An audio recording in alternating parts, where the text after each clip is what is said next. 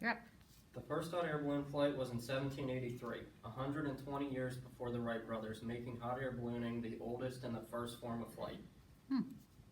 Because hot air ballooning is common in this area and a popular attraction that you may see in this area, it is important to know about the history and where it began. To start, let's see where it all began. The beginning of this history starts with pre-modern and unmanned hot air balloons. The Montgolfier brothers were paper manufacturers in the 1700s.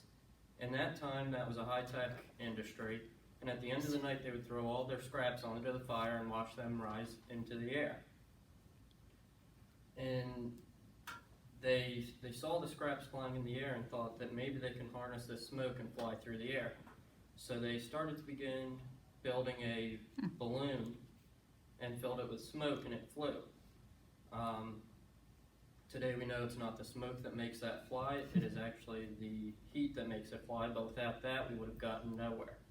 The smoke actually went up, plugged all the holes in the bag, and allowed the heat to stay in. That balloon flew for 10 minutes at 3,000 feet. The Montgolfier brothers knew they were onto something, so they arranged a private meeting with the king. The king thought it was a great idea, but wanted more development before they put people on board. So to test this theory, they used a couple farm animals. They used a sheep, a rooster, and a duck. That way, if something happened, they had 3 different animals to figure out where it may be going wrong. They believed back then if the trees didn't continue to grow past a certain height, that there's no oxygen up there. That flight lasted for 8 minutes. They landed safely and lived the rest of their natural life out in the King's Zoo. Next, it was man's turn to try this sport. The Montgolfier brothers wanted to do it, but the king didn't want them to do it because if they did it and something had happened, they would lose all the technology behind this sport. Someone recommended a prisoner be used, but people didn't like that idea because then their hero would be a bad guy. Then a scientist, Pilotry de Rosier, came to the king and said, "I'm a scientist, let me take all the gauges and instruments I have and go ahead and try this and make observations." So the king thought it was a great idea. He flew for 25 minutes and just over 5 minutes, 25 minutes and over 5 miles, and landed nearby in Paris.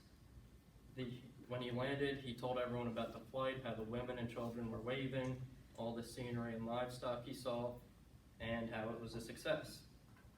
So this flight is actually a very famous flight that changed the history of ballooning, or the history overall.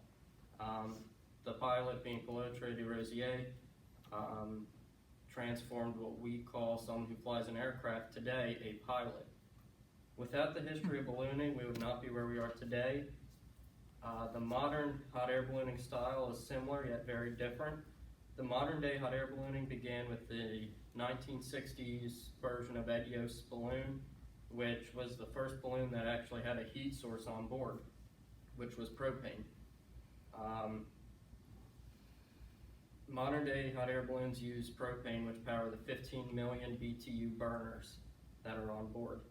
Flying hot air balloons today is mainly a tourist attraction and a ride for people who want to experience this type of flight, or for someone who wants to check it off their bucket list. Modern day balloons are made of ripstop nylon, which is similar to what your windbreaker jackets may be made out of. Today, hot air balloons typically fly for about an hour depending on weather and available landing spots.